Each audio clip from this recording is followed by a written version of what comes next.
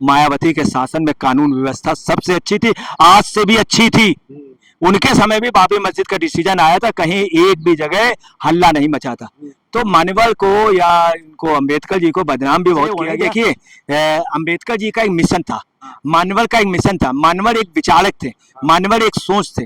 जैसे बीजेपी में आरएसएस एक विचार है, कम्युनिस्ट में कम्युनिज्म एक विचार है, तो वो विचारों पे चलते हैं। इनके यहाँ क्या हुआ है, मायावती में वो बात नहीं है जो डॉक्टर भीमराव अंबेडकर में थी, जो काशीराम में। अब राया भीमराव अंबेडकर की बराबरी भी कोई नहीं, काशीराम के मिशन से ये हटी। तीसरा, इनका जो कार्यकर्ता है उसका सोशल बहुत बता रहा हूँ। देखिए, मानवल का ये कहना था और उनका अंबेडकर जी का कहना था कि तुम कहीं पे रोक देना मगर हमारा वो पीछे ना जा पाए, ये कहना था। अच्छा, दूसरी बात है, काशीराम जी के समय या वहां पर कभी कोई चंदा इस तरह का आरोप मिले। जैसे मायावती जी का जन्मदिन हुआ, तो जन्मदिन में कुछ पत्ते चार लोगों ने, कुछ जानबूझ के, कुछ इंडस्ट्रियलिस्ट, कुछ पैसे वाले, बहन जी ये लीजिए आपके लिए माला लाए। अब कोई इतनी बड़ी माला ले आएगा, चंदन की माला, तो कोई सर क्यों नहीं डालेगा? उन्होंने सर डाल दिया और वहां पे कई लोगों ने गिफ्ट दी। इन सब का प्रचार भी किया गया। दूसरी क्या है, आपको बताना है, पर्दे के पीछे कहानी ये है कि मायावती की एज भी हो गई, वो एजेड हो गई, मंच में चढ़ नहीं पाती। दूसरी, बहुत ज्यादा देर बोल नहीं सकती मायावती। तीसरी, मायावती की जान को बहुत खतरा की टोटल सोच जो है वो पॉलिटिकल है। जीतनराम मांझी के डिक्शनरी में कहीं कोई सामाजिक या कोई इस तरह का कोई वर्ड कभी नहीं रहा। जीतनराम मांझी एक शुद्ध रूप से विशुद्ध राजनीतिक व्यक्ति है। मैं मेवालाल और आप देख रहे हैं बहुजन समय। साथियों, जीतनराम मांझी की पार्टी हिंदुस्तानी अवाम मोर्चा का प्रोग्राम कॉन्स्टिट्यूशन क्लब में आया था, तो वहां हमारे साथ पत्रकार अजय जी हैं, अजय कुमार जी हैं। इनसे समझूंगा कि आखिर जो जीतनराम मांझी का जो पार्टी है, क्या मैं देखा यहाँ पर बाबा साहब का फोटो लगा था मांझी का, लेकिन मंच पे उनका नाम नहीं लिया गया। तो क्या इस तरह से जो जीतनराम मांझी प्रोग्राम कर पाएंगे सर? देखिए, मैं आपको बता दे रहा हूँ, जीतनराम मांझी जो है वो चूंकि हम सन 1980 से जानते हैं, ये नौकरी छोड़ करके, ये नौकरी करते थे, नौकरी से लिपिक की नौकरी छोड़ करके राजनीति में आए थे। 1980 में एमएलए बने।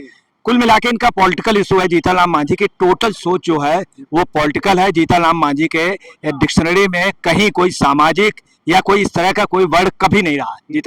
जीतनराम मांझी एक शुद्ध रूप से विशुद्ध राजनीतिक व्यक्ति है और वो किसी तरह से मुख्यमंत्री बन गए थे।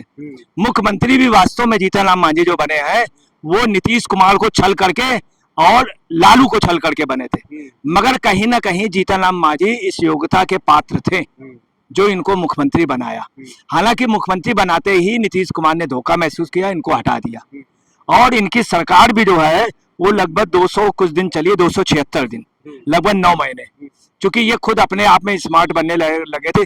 जीतनराम मांझी बहुत महत्वाकांक्षी भी हैं, अपने को बिहार का चीफ मिनिस्टर, देश के प्रधानमंत्री के बराबर समझते हैं। आज नहीं, कल नहीं तो परसों के ख्वाब हर व्यक्ति के होते हैं, मगर जीतनराम मांझी में एक खासियत है कुछ कि कैसा भी व्यक्ति हो, ये वहां पे दलित समाज पे, पहली बात तो दलित समाज को कभी भी बिहार पे प्रश्रय नहीं मिला। बाबू जगजीवन राम जरूर थे, मगर बाबू जगजीवन राम अंबेडकर से भी बड़े अपने को नेता बनते थे और बाबू जगजीवन अंबेडकर एक महान थे। अंबेडकर को देवताओं की श्रेणी में रखा जा सकता है, मगर बाबू जगजीवन राम को नहीं रखा जा सकता। बाबू जगजीवन राम वही है जो रक्षा मंत्री बने थे, बिराज और जगवार में कमीशन खाया गया था। तो बाबू जगजीवन राम से अंबेडकर की तुलना करना आज सूर्य के समान है, थूकने के समान है। उनकी जो बेटी थी उसने भी कुछ काम नहीं किया, मीरा कुमार, वो सबसे ज्यादा दलितों के नाम पर सबसे ज्यादा बदनुमा दाग थी।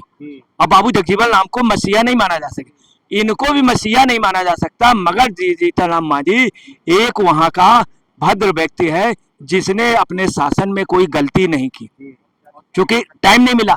अगर 5-10 साल मिलता तो ये करते कुछ ना कुछ, ये कर नहीं पाए। अब ये है कि पकड़े इसलिए नहीं गए क्योंकि कर नहीं पाए।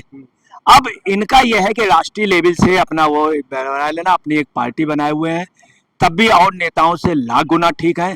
बिहार में जहां वो चारा घोटालेबाज, सजा याफ्ता लालू, उनसे ये ठीक है, मगर कुछ भी हो, दलित, बैकवर्ड और सवर्णों का एक सामंजस्य भी इस व्यक्ति में है।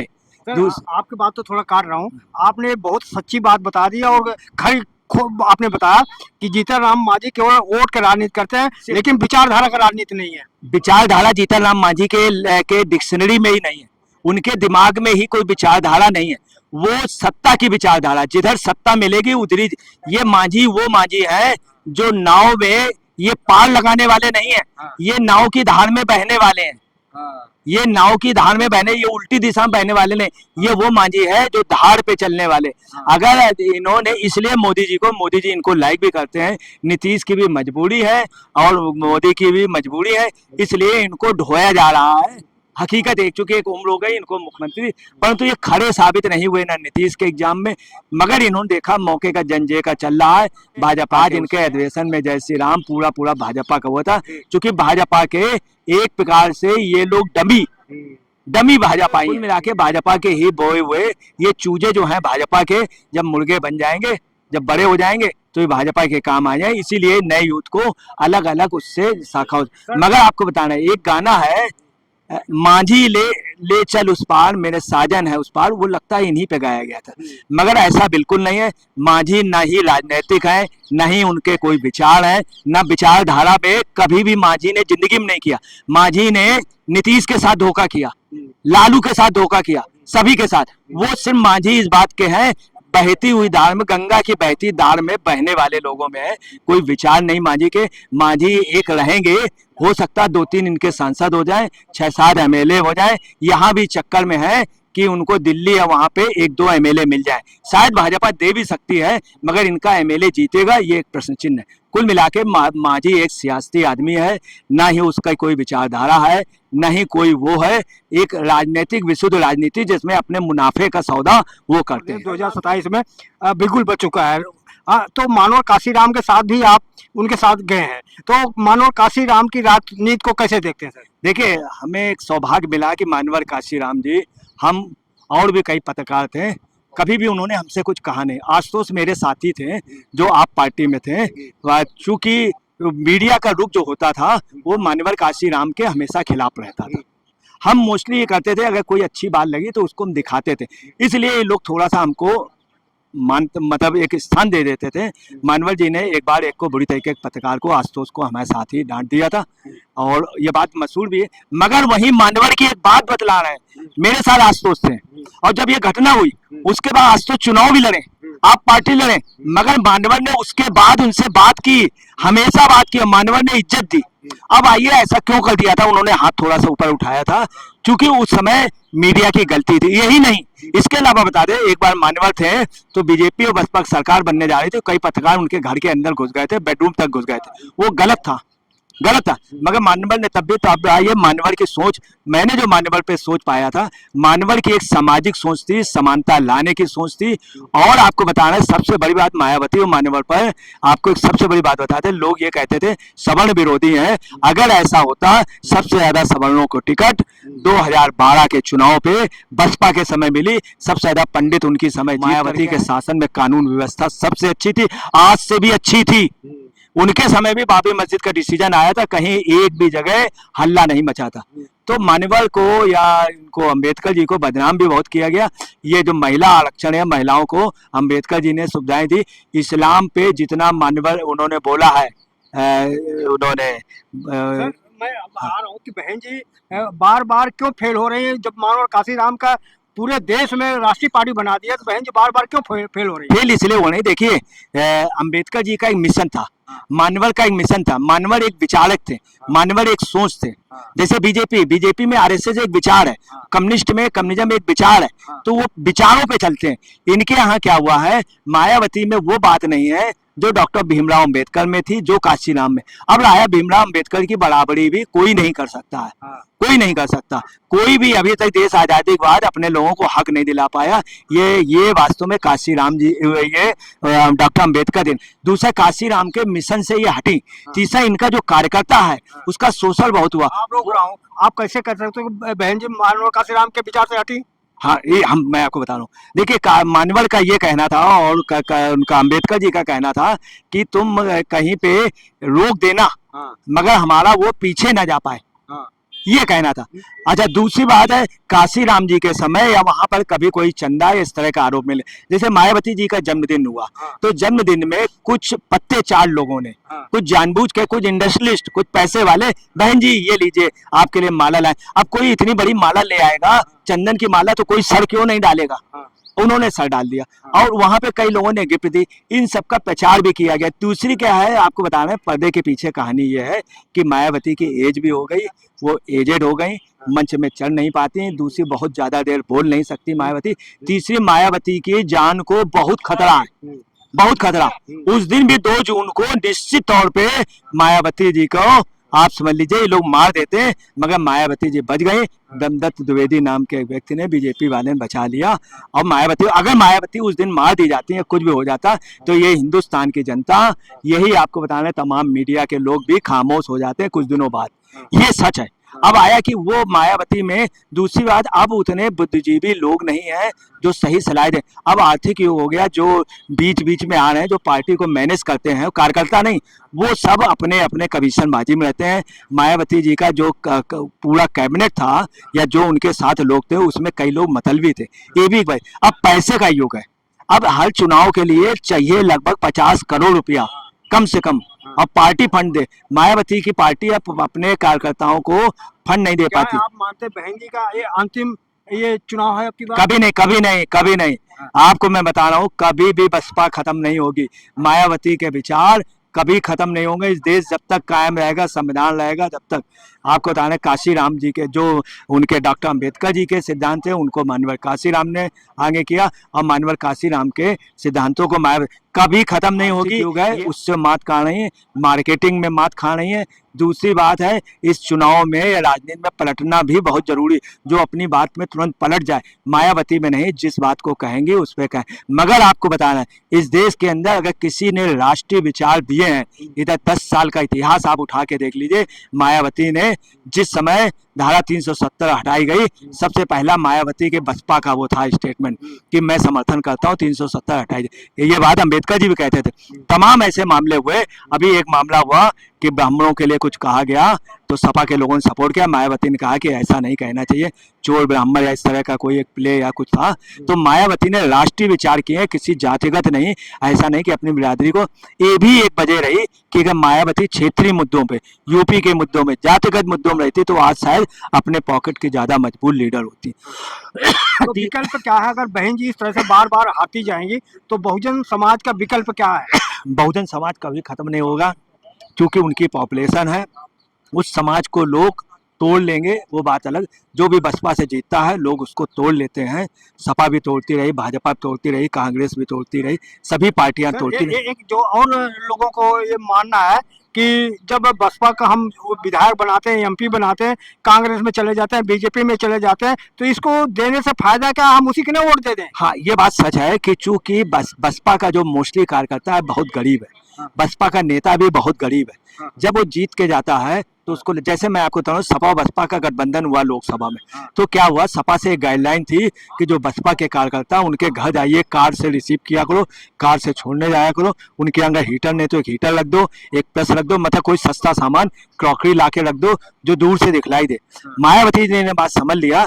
चुनाव में उनकी 10 सीटें आई और सपा की 5 आई। अगर ये मिल कर न लड़ते तो मायावती की 25 सीटें आती और सपा के 3 सांसद होते। बड़ी बात कर रहे हैं आप। सच हम बता रहे हैं, मायावती ने इस चीज को समझ लिया। अगर मायावती अगर गठबंधन न तोड़ती तो 4 महीने और चल जाता, तो सपा का काफी कार्यकर्ता, बसपा का काफी कार्यकर्ता सपा में चला जाता। उसकी वजह क्या थी कि उनको पहले से कह दिया गया, तो उनके यहाँ जाओ, उनके यहाँ जाके कभी फल ले जाओ, कभी आधा किलो मिठाई ले जाओ, तो बसपा का कार्यकर्ता खुश हो जाएगा। तो बसपा के कार्यकर्ता ने महसूस किया, देखो हमको लेने आते थे यार नेताजी, और हमको छोड़ने आते थे, हमको नाश्ता पूछते थे, जब घर के अंदर आए तो पैर छुए उन्होंने, सपा नेता ने, मगर बाहर नहीं छुए, घर के अंदर आके पैर छुए। हमारी मिसेस के पैर छू गए हैं, हमारे छोटे बच्चों को 5-5 रुपए 10-10 रुपए दे गए। बहन जी समझ गए कि बहन जी 4 महीने वो गठबंधन कर लेती। अब आपको दूसरी बात बता दे, जब चुनाव हुआ तो उस समय मैं मैनपुरी भी गया था, वहां गया था, तो मुलायम सिंह का साहब कहना था कि हम लोग इतने वोटों जीत जाएंगे, क्योंकि बसपा का वोट तो हमें सुबह मिल ही चुका, हम अपना यादव डेला डाले। तो एक एक को फोन कर रहे थे मुलायम सिंह, तो मतलब मुलायम सिंह को भी कॉन्फिडेंस था कि हमें सपा का, बसपा का वोट, बसपा ने पूरा वोट सपा को दिया है, मगर सपा ने बसपा को नहीं दिया। इसी वजह से कई जगह बीजेपी जीत गई, कई जगह सपा के नेता खुद गए हैं कि लोकसभा में यार यहाँ बसपा लड़ रहा, हम उसको वोट देने। ये भी सच है कि कुड़ील को या दलित को सपा लॉबी के तमाम लोग वोट नहीं देते हैं। यादव जो है वो कुड़ील के आगे नहीं झुकता है, ये भी कटु सच है। कुड़ील बार बार झुक जाता है, थोड़ा सा उसका सम्मान दे दीजिए, थोड़ा स्वागत कर दीजिए, तो इतने में ही उसका झुक जाना। ये लोग तोड़ लेते लालच से, अगर आ जाओगे तुम्हारी लड़की की शादी हो जाएगी, तुम्हारे लड़के को सर, नौकरी मैं कह लगवा। रहा हूं, उत्तर प्रदेश में जिस तरह से योगी सरकार जो है भय पैदा कर रही है, तो क्या इस भय के माहौल में बसपा के आम कार्यकर्ता बीएसपी कोट करेगा? बीएसपी को करेगा। जो बीएसपी का वोटर है, इस बार बीएसपी का वोट बढ़ेगा। हकीकत अभी मायावती की जो रैली हुई वो टॉप की रैली हुई, परंतु न मीडिया कोऑपरेट करता है, न कोई कोऑपरेट करता है, क्योंकि इन सब के लिए पैसा चाहिए। मायावती के पास उतना पैसा, मायावती की कोई फैक्ट्री है नहीं। और आपको बता रहे इसी देश के नेता ऐसे रहे हैं जिनके पास सैकड़ों टन सोना रहा। और यही नहीं, मैं आपको बता रहा हूँ, आज देश में तमाम चीजें बड़े नेताओं को दी जाती है, चंदा दिया जाता, पैसा दिया जाता। दरभंगा नरेश ने इसी देश के बहुत बड़े परिवार को सोना दिया था, जो सोना रिकॉर्ड में, उसके अलावा काफी सोना, उसके बल पे खानदान अभी तक चुनाव प्रचार कर रहा है, उनके दम पर, अकेला खानदान खुद। दलित कहाँ जाएगा अब की बार? हाँ। सपा के साथ जाएगा, बीजेपी के साथ जाएगा? दलित के 3 टुकड़े होंगे। एक टुकड़ा जो खटिक है वो 90% बीजेपी को जाएगा, खटिक 90% बीजेपी को जाएगा। और जो कुड़ील है वो बीजेपी को नहीं जाएगा, मैक्सिमम 5% जाएगा। वाल्मीकि लगभग 80% बीजेपी को जाएगा, पासी लगभग 70% जाएगा। कुड़ील जो है 90% बसपा को जाएगा। तो कुल कितना संख्या है? हाँ सुनिए, हाँ दलित में कुड़ील की संख्या ज्यादा है। कुड़ील जो है दलित में आधे से ज्यादा है, बल्कि अगर कुड़ील देखा जाए दलित में लगभग 60% होगा। और कुड़ील बहुत एक्टिव वो है, कुड़ील उनके साथ था, है, रहेगा। अब आइए कि मायावती की अगर वास्तव में ठीक से वो चुनाव हो जाए, पर मायावती का हर कैंडिडेट अच्छा लगे, लास्ट में कौन दारू पिला लेता, कौन पैसे बांट लेता, कौन बस्ते खरीद लेता है, कौन सबको सुविधा देता है, ये भी देखा जाता है कि आप किसको क्या दे रहे हैं। तमाम जगह ऐसा भी होता है कि आपको 1000 रुपए दिए जा रहे हैं, आपके उंगली में वो लगा दे रहे हैं, वोट न देने जाना, इसमें मान जाते हैं। बसपा का कार्यकर्ता सीधा होता है। एक लास्ट सवाल आप बताएं, जिस तरह का बहन जी के बारे में कहते हैं, बहन जी तो सड़क उतर नहीं रही है, बहन जी केवल ट्वीट से कर रही है, क्या इससे वोट मिलेगा? हाँ अब सुनिए, कौन उतर रहा है? क्या राहुल उतर रहे हैं? राहुल अगर उतर रहे हैं तो राहुल प्लेन से जा रहे हैं, मोदी उतर रहे हैं तो प्लेन से आते हैं, थोड़ा सा चल लेते हैं, ये सब। अब मायावती अखिलेश भी ज्यादा पैदल नहीं चल पाते हैं, पैदल नहीं चल पाते हैं, बहुत कम चलते हैं। जहाँ संविधान की लड़ाई तो अखिलेश लड़ रहे हैं, बाकी कोई रोड भाई अखिलेश को संविधान की लड़ाई से कोई मतलब नहीं, मायावती को कोई मतलब नहीं। आपको बताना है, स्वयं समाजवादी पार्टियों के कई लोगों ने अंबेडकर या दलित आरक्षण को वो मान्यता नहीं दी। अगर ऐसा ही होता, मैं बहुत छोटा सा एग्जांपल बता रहा हूँ कि किसी समय पश्चिम उत्तर प्रदेश में चौधरी चरण सिंह के यहाँ और इवन इटावा में दलित मतदान नहीं कर पाता था, ये सच है। सपा ने दलितों के लिए नहीं किया है, यादवों के लिए किया, मगर मायावती ने जो दलितों की नेता है, दलितों के लिए बैठकें करती। मगर सच ये अपने शासन में उन्होंने, आखिरी वाले शासन में कोई भेदभाव नहीं किया था। पंडितों को ज्यादा विधायक थे, उनके मंत्री ज्यादा थे, करप्शन नहीं हुआ उसमें। और कुल मिलाकर के अब आपको बता रहे, भविष्य बता रहे, अगर बीजेपी और मायावती का अगर भविष्य हो गया, एक गठबंधन होता है, तो मायावती के 100 सांसद होंगे, 100 सांसद। अब पूछे कैसे होंगे? अगर इन दोनों का गठबंधन होगा तो निश्चित तौर पे 25 या 30 एमएलए सांसद ये यहाँ पर देंगे यूपी में। अगर 25 देते हैं तो 25 के 25 जीतेगी बसपा। अब आया मध्य प्रदेश में 10 सांसद देंगे, तो 25 और 10 कितने हो गए? 35। महाराष्ट्र में ये 10 सांसद देंगे, 35 और 10 कितने हो गए? 45। अब हिमाचल में 1 सांसद देंगे, 45 1 46। दिल्ली में 2 देंगे, तो 46 2 48। अब आइए बिहार में 10 सांसद देंगे, 48 और 10 58। उड़ीसा में ये 4 सांसद देंगे, 58 और 4 62। अब ये बंगाल में देंगे लगभग उनको 8 सांसद, 62 और 8 70। इसके बाद आइए आप बीजेपी अगर गठबंधन होता, और गुजरात में ये 4 सांसद देंगे, तो 72 और 4 76। इसके बाद ये देंगे राजस्थान में करीब 8 सांसद, तो 76 और 8 कितने हो गए? 84। अच्छा उसके बाद ये कर्नाटक में देंगे, कर्नाटक को 6 देंगे, तो 84 और 6 कितने हो गए? 90। अब आइए कश्मीर में 1 देंगे, 91। इसके बाद ये जो है और जगह भी देंगे, कर्नाटक के अलावा आंध्रा में देंगे, आंध्रा में देंगे लगभग ये 5 सांसद। तो कुल मिला के 100 सांसद बसपा के जीत सकते हैं, और कोई चारा नहीं। सपा से इनका, सपा इतनी सीट दे नहीं सकती, इतने में लड़ेगी नहीं है। अब आइए कांग्रेस इनको इतनी सीट दे नहीं सकती, क्योंकि कांग्रेस भी इतनी। में बताइए ना कि यूपी में कौन जब बाजी मारा, दोबारा योगी आ रहा है और मायावती आगे आई। देखिए यूपी में भी कोई नहीं आ रहा है। हाँ। योगी आज की रेट में टफ फाइट पे है, ऐसा नहीं कि जीत रहे हैं। हाँ। अभी जो लोकसभा चुनाव हुआ उसमें सपा कांग्रेस के ज्यादा है, परंतु अब स्थिति दूसरी है। चुनाव के वक्त तक बीजेपी के साथ बहुत तंत्र है, जहाज है, मोदी हैं, तमाम लीडर हैं, हर तरह का मुकाबला कर लेंगे। इसलिए ये अगर 10-20 सीटें कम भी आते हैं, सरकार जो है वो योगी बना ले जाएंगे। पूछिए कैसे?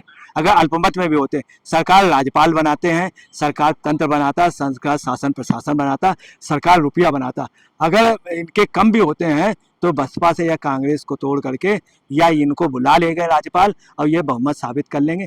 कुल मिला करके जो अखिलेश हैं उनका पल्ला कोई नीचे नहीं, दोनों का पैरेलल तराजू है। मगर मायावती ही निर्णय करेंगी किसकी सरकार बनेगी, किसकी सरकार। अगली सरकार जो है जो सत्ता कुंजी मायावती के हाथ में। मायावती जिसको भी चाहेगी रोक लेगी, जिसको भी चाहेगी। अभी भी अगर मायावती चाहेंगी तो जिसको भी चाहेंगी उसको सरकार बनाने से रोक लेंगी, क्योंकि मायावती को लोग कमजोर नस्ल है, उनका वोट जो है वोट ऑफ परसेंटेज बढ़ा है और मायावती का खत्म होने का कभी प्रश्न ही नहीं उठता। आज नहीं, कल नहीं तो परसों किसी गठबंधन में मायावती निश्चित टॉप पोस्ट पे। इस देश में राष्ट्रपति बनने से कोई नहीं रोक सकता, मगर मायावती बनना नहीं चाहती। उप प्रधानमंत्री बनने से कोई मायावती में मगर बनना नहीं चाहती। काशी राम भी बनना नहीं चाहते थे और मायावती भी, मगर मायावती का भविष्य खत्म नहीं होगा। ममता का खत्म हो सकता है और पटनायक का खत्म हो गया, एक बार अखिलेश का हो सकता है, मगर मायावती का जो जिंदा कौम है, जिसने इतनी यातना सही है, इतने वर्षों तक यातना सही है दलित ने, वो कौम कभी खत्म नहीं हो सकती। वो जमीन के नीचे रह करके भी आप समझ लिए जिंदा रहना जानती है। ठीक है सर, तो आप देख सकते हैं कि अजय पत्रकार जो है तो कैसी नहीं बातचीत करें कि बहन जी की कभी विचारधारा नहीं, बहन जी कभी नहीं खत्म होंगी, विचारों से कभी नहीं हटी बहन जी, कभी विचारों से नहीं हटी। बहन जी का शासन ठीक था, है बीच में कुछ लोगों ने प्रभावित किया और जिन लोगों ने, वो सब आज बाहर है। चलो ठीक है, तो आप कैसे, हमारी बातचीत रही प्रतिक्रिया में जो बताइए आप क्या सोचते हैं और अजय पत्रकार का क्या इनका विचार रहा, कैसा रहा, हमारा प्रयास कैसा रहा, आप कमेंट जरूर बताएं। मैं मेवालाल, बहुजन समय, दिल्ली। जय भीम, जय भारत।